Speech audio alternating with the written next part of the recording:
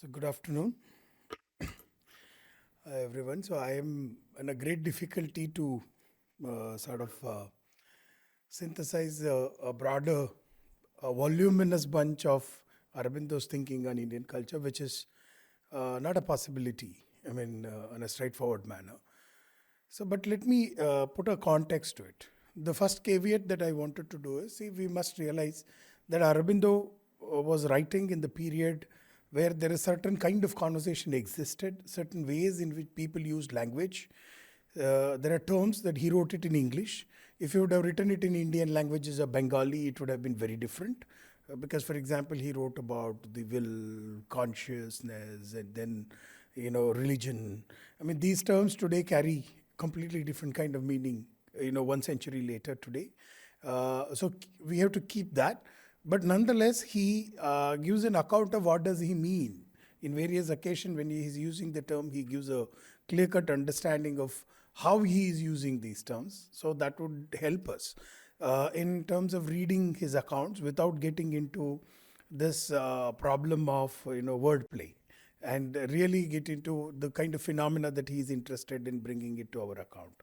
So given that caveat, so I have taken it for granted that when, for example, when he writes about religion, he is talking about traditions that exist, multiplicity of traditions. I mean, this is the spirit within which I actually read, Aurobindo's work. Now, to be very honest with you, the question would be, why would we think about Aurobindo's ideas of Indian culture? And that too in the context of the way title suggests, looking at Atmanirbhar Bharat.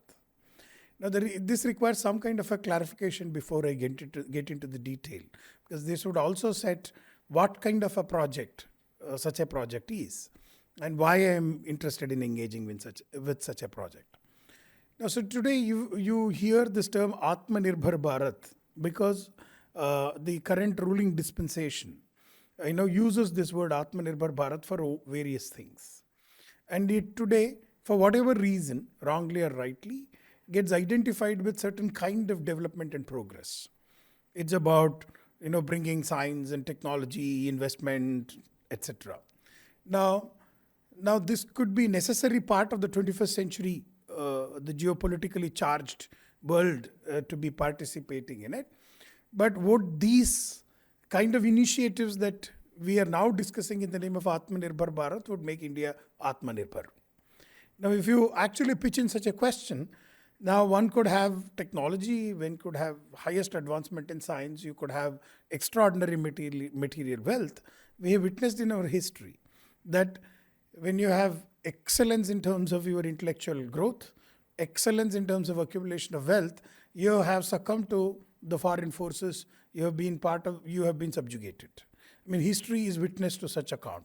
So therefore, if you want to reflect on Atmanirbhar Bharat, there is a certain particular way in which you should look at the human lives. And the way the human life, some of these questions, I think it is important that we must go back to some of these great scholars, our ancestors, who are our predecessors, to think and reflect about our own selves today. And one of the definitive character in this is Aurobindo. And my encounter with Aurobindo is probably more than 2 decades old.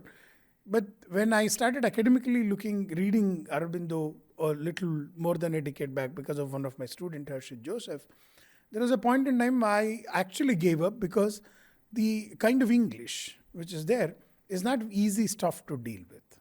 Now, after many years, I came back for various other reasons and looked at it. So today's talk, I will be focusing on one particular kind of a work, which I think forms a very, very foundational way in which actually you could think about how Indian culture should be conceptualized, what do we learn from it, whether that connects with my very being in this world. What he spoke a century back would help us to make sense of what I am today. Now, what kind of a project it is to discover myself as part of a member of an Indian culture, or generally anybody who wants to know about Indian culture, what would be the means? And second, now, even if you want to reflect more deeply about Atmanirbhar Bharat, today if you look at the kind of socio-political issues that India has been confronting, see, it is not the GDP, it is not the economic growth there are other kind of social problems which are actually haunting Indian tradition today. Now, it was not anymore the Garibi Hatao slogans which are going to play a significant role, but something else of a different kind which is actually disturbing our society today. Now, there are all kinds of people who take different kinds of position about this, but how do we reflect about the problems that are confronted by 21st century world, and is there anything that we can learn from Aurobindo's question? In order to address this, I first came to Aurobindo's work way back, a decade back, because of my guru, Professor S. N. Balgangadhara. See, one of the claims that S. N. Balgangadhara was making is that if someone says that my theories about understanding both Europe and India are meaningful, they make sense to people, it cannot be an accident that I came to this. They must have been predecessors to this. And this ideas that people have reflected, developed, which would have their failures and success would have gone into developing this project, without which overnight somebody cannot come and say that I have a theory to offer. So in that sense, there is nothing original that you can think of. There is always a progression. Of course, there will be bigger leaps that people could take because your predecessors have done. In that sense, you should go and look for people who have actually examined what kind of routes that they have taken. And this is the context within which we actually looked at Aurobindo Ghosh's work.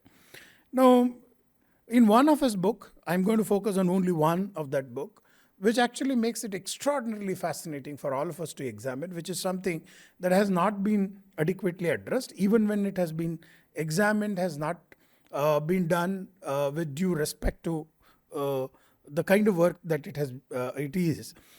Now, I wanted to take that. And this book is, in his complete works, you have this volume, Renaissance India, or The Defense of Indian Culture. Now, earlier, some parts of it was published in the name of Foundations of Indian Culture. Now, if you look at the current version that is available as part of the complete works, it is a series of essays about Renaissance India, and then you have Is India Civilized, and then you have Defense of Indian Culture, Rational Critique of Indian Culture, and then you have a series of essays on spirituality and India, and then you have certain essays on language and literature, and a range of things. Now, this context to this entire book, The Defense of Indian Culture, there is a very interesting editorial note which actually tells us that Aurobindo wanted to rewrite that whole work. So he wanted to edit, he wanted to remove certain parts of it, he wanted to reduce, emphasize on different parts of it, but unfortunately it never happened. So therefore, after his demise, this whole work has been published in the way it is, but certainly he wanted to actually take a relook at it. In that sense that there was already some kind of a development of thinking about what constitutes Indian culture, etc., is very interesting. It's an oblique way, it's a comparative way, but it's a very, very fascinating way to learn about Indians and our culture. Now, the context of this book, a very central part of this book, is this book which comes in 1917 by this guy called Archer. He was a scholar who published India and Its Future, one of this book, and there was some kind of an evaluation about Indian art, Indian literature, Indian aesthetics, Indian sculpture. I mean, all that was evaluated in 1917. Apparently, this book was written way back in 1912. In 17, this got published. And by then, there was a response to this book. Some of the people who were sympathizers of Indian tradition, people like John Woodrow, for example, were terribly upset with the kind of work, and they made a lot of rebuttals to this kind of work. Now, both John Woodruff and all other contemporaries who were thinking about Indian culture, etc., Aurobindo actually takes up Archer's criticism and he examines them. So he examines them in 5-part essays, which is towards the rational critique of Indian culture, wherein he keeps on looking at how, for example, Westerners and Archer actually criticizes religion of India, and then the philosophy of India, the life of the ordinary people, and the nature of the morality of Indian people, nature of the science and technology, etc. And he takes them, each one of them in greater detail, and tries to look at it. And there is something very phenomenally interesting about this kind of criticism, which is something which demands actually very careful and very attentive and a subtle kind of a reading of this text. See, on the outset, if you actually look at how he treats the critique, okay, so there is this one author about which he is preoccupied. Now, that is how it appears if you read the text. And it appears that this guy is writing in a journalistic piece. He does not have understanding of Samskrita. He does not have this. It appears that any one of us who are very frustrated today, somebody says anything against India, our first reaction would be saying he's anti-India. This kind of it appears on the outset that Aurobindo is very upset about this kind of a criticism, very demeaning criticism of India, and there is some kind of a devolved Indian who wanted to defend it. But actually, to be very honest with you, if you read it very critically, now there is something very extraordinary, fascinating, two important things that emerges out of the critique that he is trying to build. The first and foremost, though he is actually looking at, in the writings that if you look at it, he is looking at the demeaning criticism of India developed by one person, Archer. And he is also comparing that there are also other great people. He talks about Spinoza, he talks about Christ, he talks about so many other scholars. And he also looks at he evaluates various other scholars, including Rudyard Kipling to, many others, and how they looked at India, how they understood. And it appears like he is actually saying some kind of Westerners have some kind of a conspiracy against the Indian kind.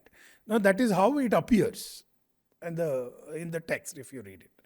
But then there are points where suddenly he makes a shift, which is something that most of the readers miss out, and which is one of the most crucial part for our project. Now he says that when you actually look at Archer's criticism of what is happening, now one should not look at actually Archer as a person, but it actually speaks to you about the European mind. Now, this one person's criticism, so he goes on further. In subsequent essays, it becomes a very central theme in a very subtle fashion. It becomes a recurrent theme, even though he is addressing one person who is actually developing a criticism. He is actually saying that, look, there are people who could actually write positively about India.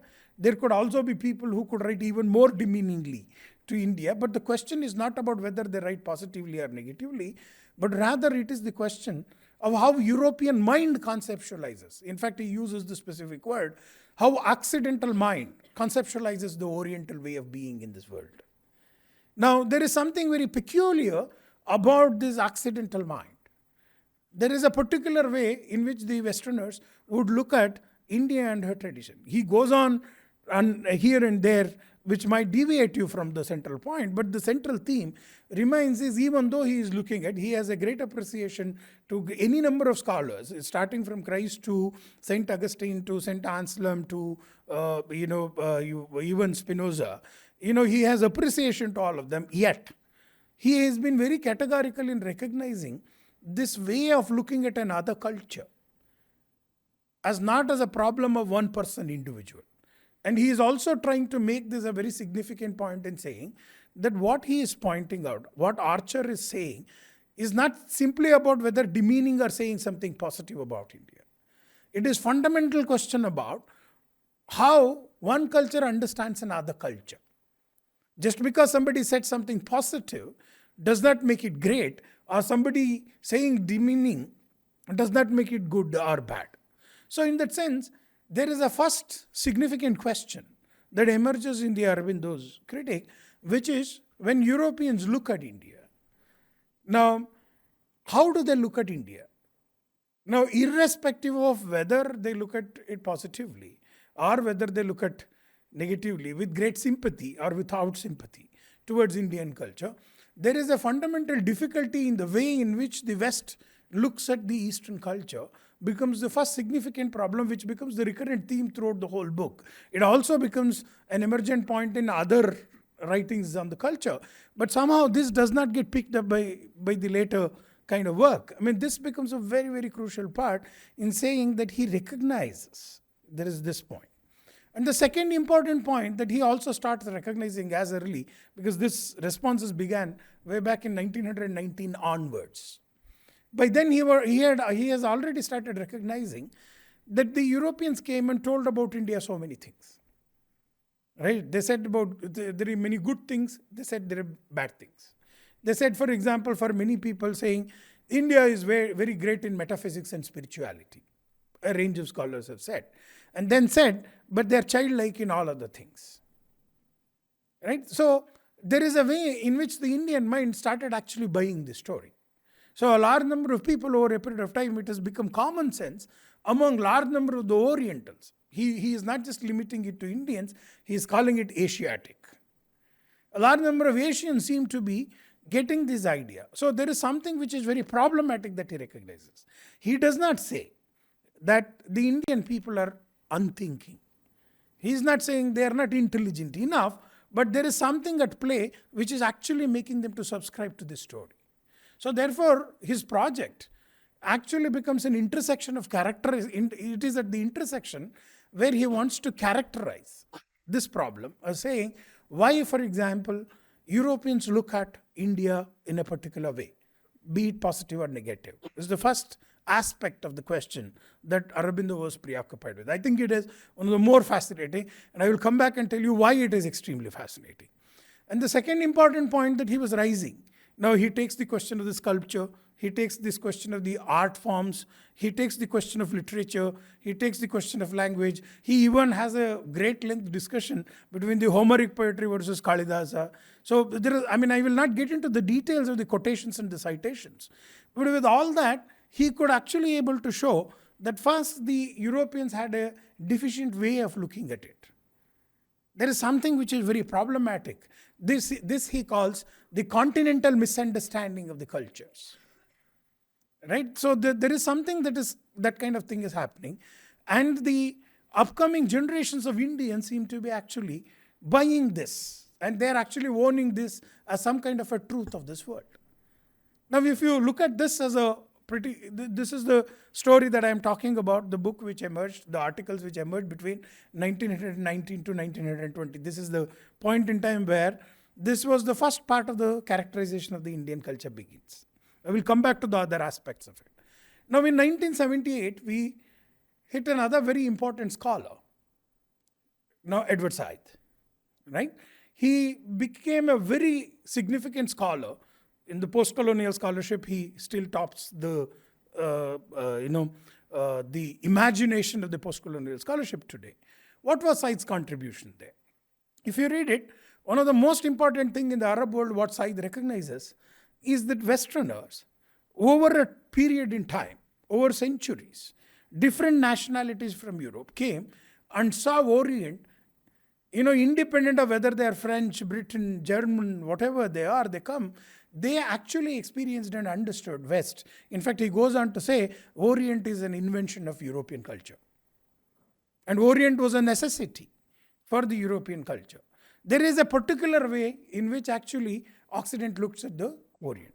He says, if you look at the way in which the Europeans look at the world, now what you understand is it doesn't tell you anything about the Orient, even though they have come and walked and lived, they did all whatever they could do, but it tells you more about the Euro-Atlantic culture. It tells you more about the power and their domination. This is the very significant part of the larger project of Edward Said that he was saying. And he also recognized this point today, that the Orient is in crisis because Orientals themselves are Orientalizing the Orient. This was the formulation by the Edward Said. Now, if you look and go back, almost 80 years before, or 60, 70 years before, here is our man who was looking at it. But then, Edward Said's project has led to some kind of a disaster that all we know. It has become kind of, it has developed a hatred towards the Europe. So it is calling everything Eurocentric, racist, sexist, all that, you wanted to label for Europe. And all that the stories of Europe had told about India was actually smuggled and then sold as the post-colonial story. So you have the same, there is nothing that has dramatically changed on ground in looking at by the post-colonialism. No, but what Aurobindo was trying to point out, for example, I will take a couple of examples and then try to sort of demonstrate what was the point that he was trying to say, which today we can develop. During the period when Aurobindo was writing, such data was not available. Today it is a challenge that we can deal with, and it's very important for our future. One of the very important thing, in few lines he finishes his comments, which are very powerful. He said, for example, if Archer thinks about how Archer thinks about the science and technology in India. Now, so one of the important things that Aurobindo recognizes there is that his characterization of science and technology cannot be anything that is truth that existed in the world. That we know what kind of science and technology Indians have produced at that point in time.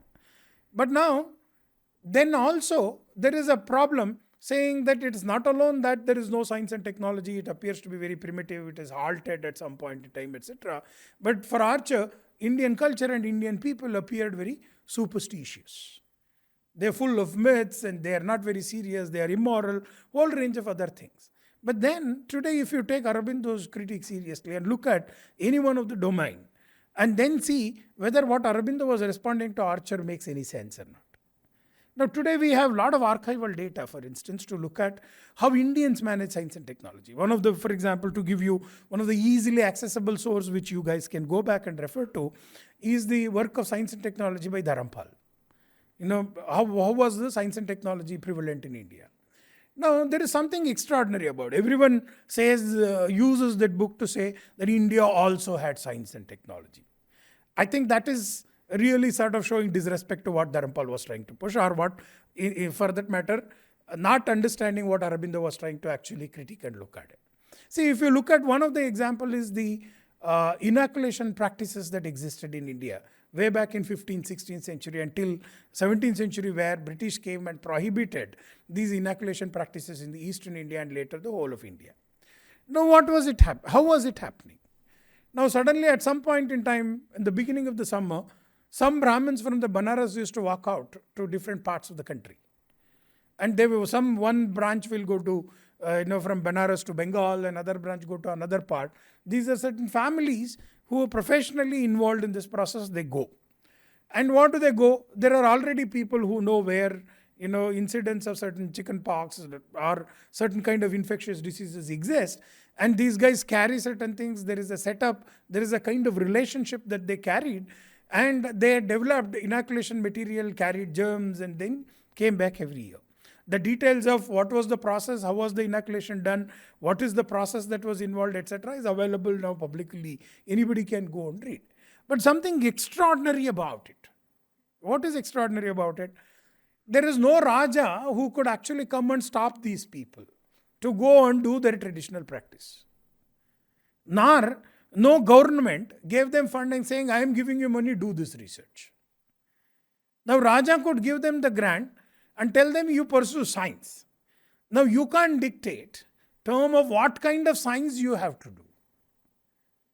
Second, there was no one kingdom or one Raja who controlled the technology.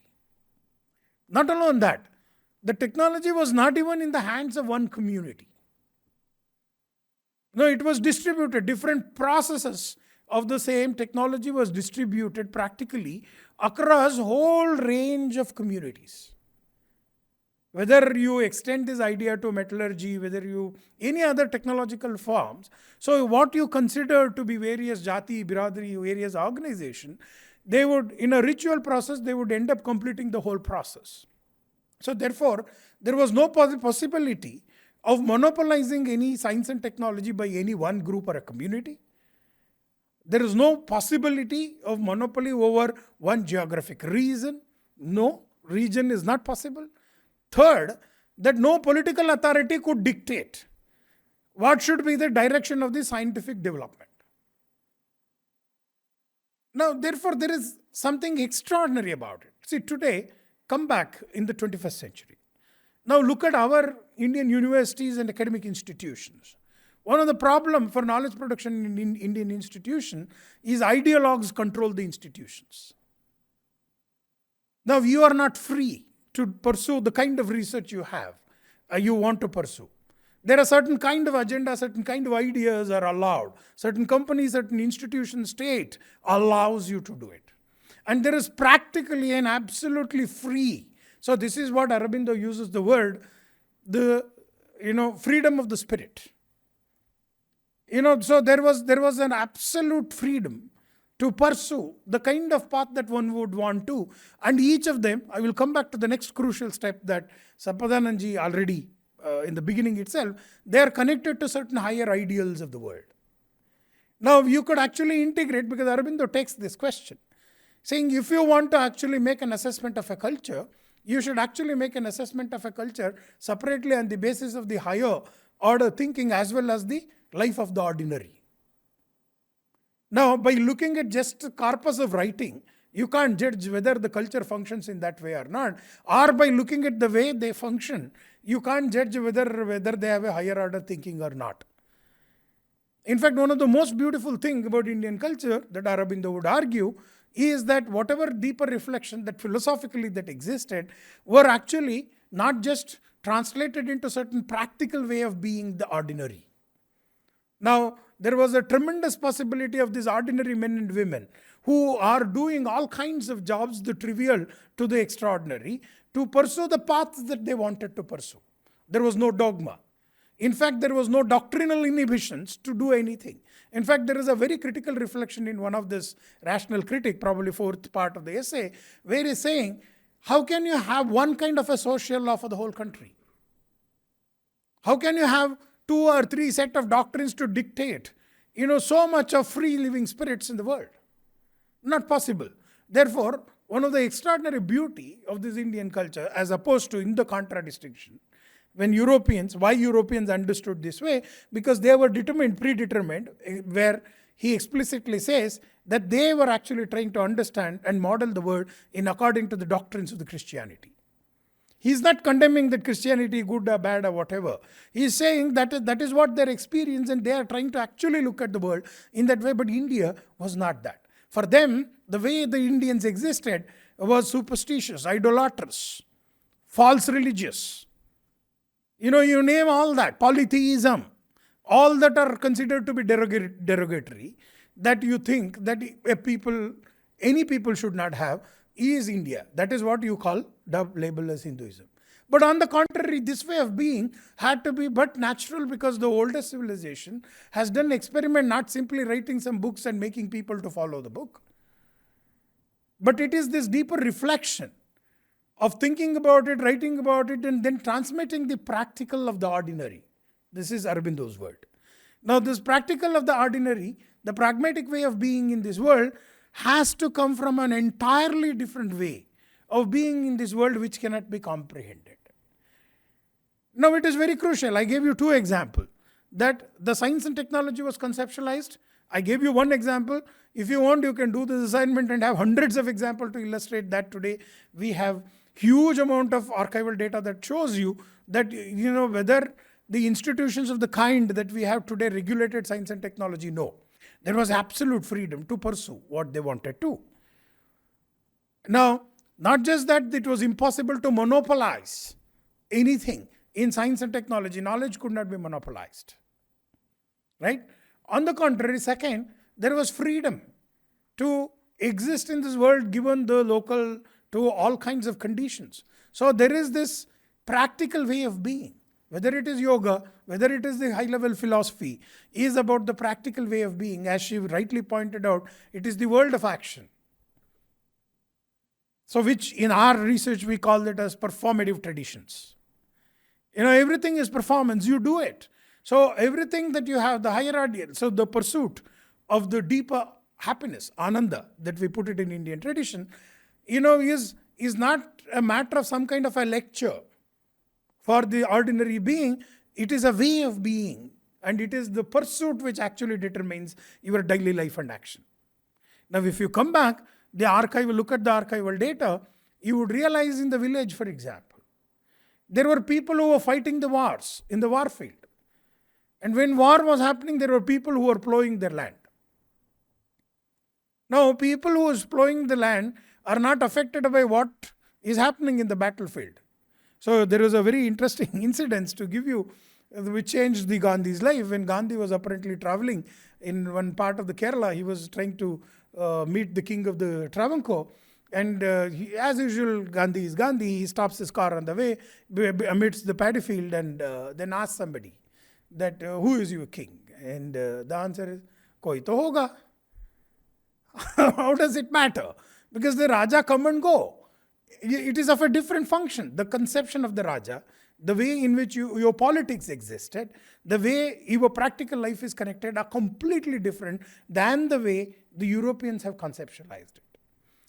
Now, it is so important today, in 21st century, where we are standing today, where me and you are part of academic institutions, we are part of the modern Indian state, which is the continuation of the colonial state. We are here. Now, all the assumption about the nature of human being, what a human being should do, should not do, is determined by what Europeans conceptualized it for themselves in their culture. Second, we have another kind of people, very free living people. Now, all our policies, whether you wanted to get water in the villages, whether you wanted to ensure, education access, whether you wanted to give health access, all these policies are fundamentally determined by certain conceptions, certain understanding, certain knowledge of the human beings. And this part of the world that we live in has a completely alternative conception of existing in this world, being in this world.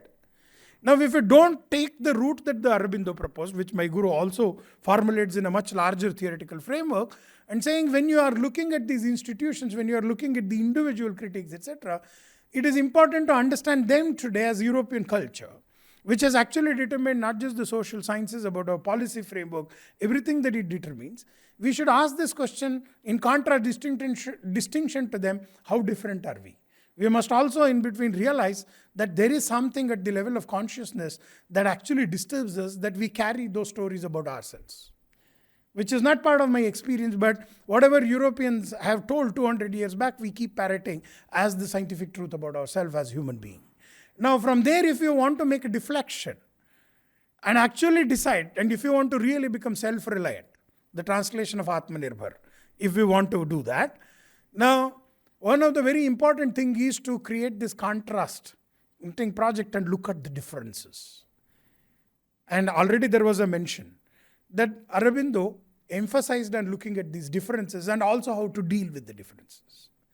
Differences is a very natural part of our very human existence, not just Indian, in every part of the world. And there is a particular way in which you deal with the differences. And Indian culture, being the ancient civilization, has learned to deal with these differences of all kinds. Psychological, sociological, biological, cultural. All kinds of differences have been dealt with.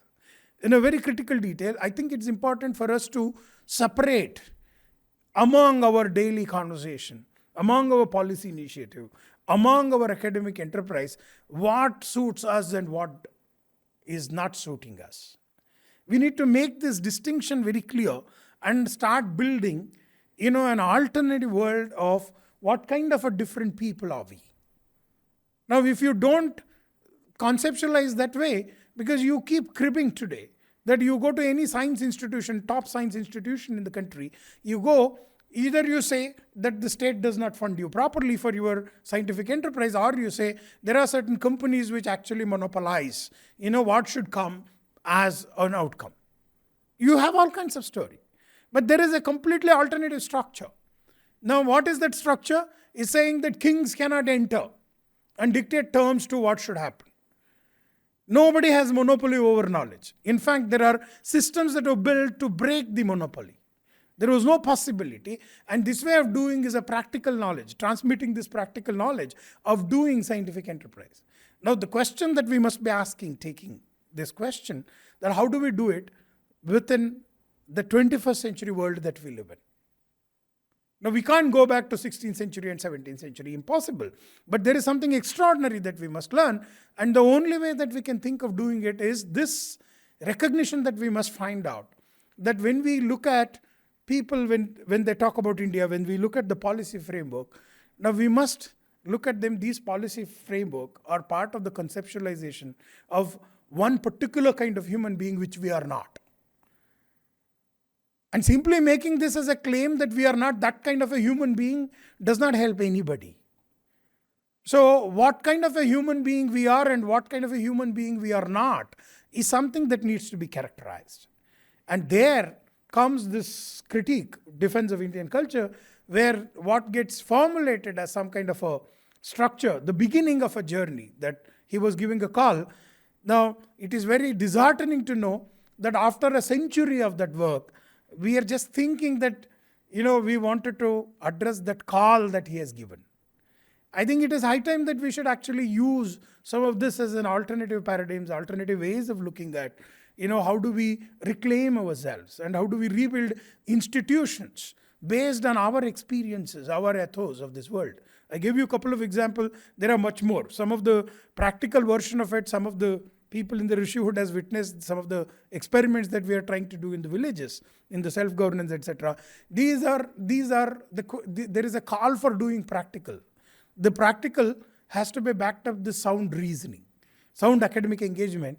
And there was this call which was given a century back, more than a century back. And I think it is important that we should come back to that. In that sense, this Indian culture cannot be reduced to some kind of a semantic claim of 10 sentences or 15 sentences. This is not. It's a way of being in this world. It's a very practical way of existing in this world, and that needs to be theorized adequately. Now, the only way that we can pursue that today, more and more seriously in the way that Aurobindo was formulating, is saying that it has to be a comparative project. Because half of the stories that have been sold on us as our stories are not our stories. There are all kinds of stories in the marketplace, so we have to categorize them. Just because somebody comes and praises us doesn't mean that it is true description of us. Or just because somebody comes and says something very negative or demeaning about us doesn't mean that it is really a bad story about us. One needs to think about how do we build a rational critique of a culture, which are the titles of the essays written by the Aurobindo. Now, if we go in that way, this very practical way of being, the human, the conception of a human that Aurobindo was proposing, if we put it in the 21st century language, I think there is an extraordinary possibility to move forward. The alternative possibilities of institution, social law, there are a whole range of issues. So we are confronted now very quickly the UCC debate. How do we deal with it? I think there is extraordinary answers which we can find. So with that, I have, with due apologies that I have made this more towards the academic side than with lesser example. But nonetheless, the project calls for us to engage it more at the level of thought, which I thought is appropriate for today's discussion. With that note, I close my remarks. Thank you very much.